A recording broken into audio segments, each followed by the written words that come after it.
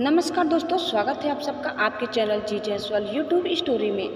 दोस्तों, आज हम जानेंगे पांडवों के जन्म की कहानी और कुंती के कितने पुत्र थे। तो आइए हम आगे बढ़ते हैं और कहानी की शुरुआत करते हैं। दोस्तों, आगे बढ़ने से पहले आप इस चैनल में नए हैं तो प्लीज़ इसे सब्सक्राइब कर लें।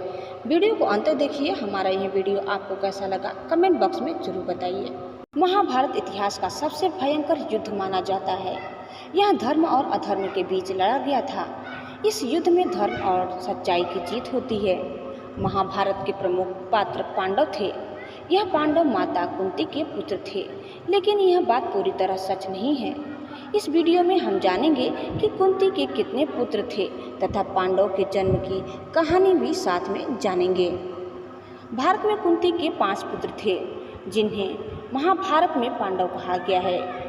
इसमें 3 पुत्र युधिष्ठिर, अर्जुन और भीम कुंती के स्वयं के पुत्र थे और नकुल और सहदेव कुंती की सौतन माद्री के पुत्र थे। इसके अलावा कुंती को विवाह से पहले सूर्यदेव के आशीर्वाद से कर्ण नामक पुत्र की प्राप्ति होती है, जिसे सुत पुत्र भी कहा जाता है। कुंती के सभी पुत्रों की कहानी इस वीडियो में है। दोस्तों, इस वीडियो को अंत तक देखेंगे तभी आप जान पाएंगे। कुंती महाभारत की एक अद्भुत महिला थी।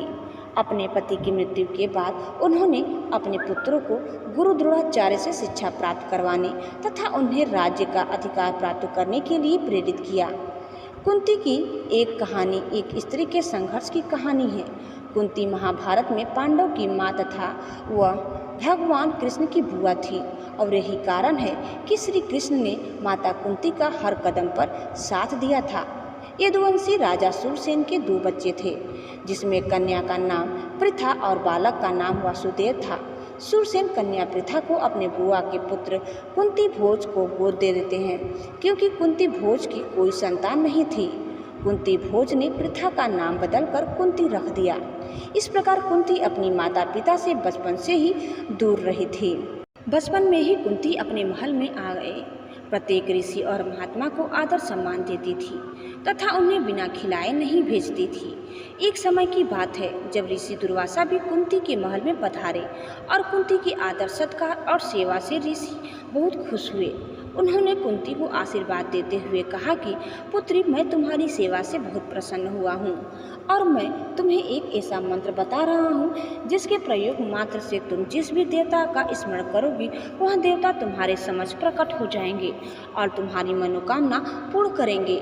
एक दिन कुंती के दिमाग में आया कि क्यों ना मंत्र की जांच किया जाए और उसने मंत्र का प्रयोग करते हुए सूर्यदेव का स्मरण किया। मंत्र के स्मरण मात्र से सूर्यदेव तुरंत ही कुंती के समक्ष प्रकट हो गए। मंत्र के कार्य से कुंती हैरान रह गई।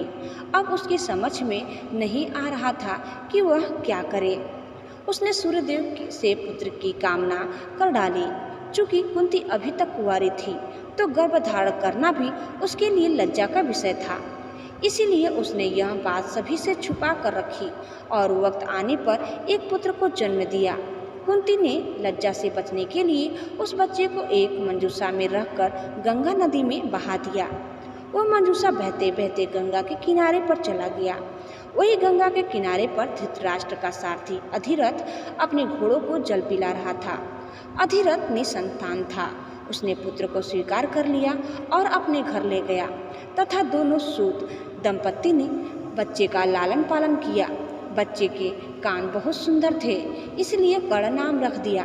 चूँकि कर्ण का पालन पोषण सूत दंपत्ति ने किया था, इसलिए कर्ण को सूत पुत्र भी कहा जाता है। जब कुंती विवाह योग्य हुई तो एक स्वयंवर का आयोजन किया गया, जिसमें कुंती ने पांडु को अपना वर स्वीकार किया। विवाह के पश्चात एक बार पांडु ने वन में शिकार के दौरान हिरण समझकर मैथुनरथ एक किंदम ऋषि को मार दिया। ऋषि ने मरते वक्त पांडु को श्राप दिया कि तुम भी मेरी तरह मैथुनरथ रहते हुए मरोगे। इस श्राप के बाद पांडु अपने दोनों पत्नी कुंती और माद्री को लेकर जंगल चले गए।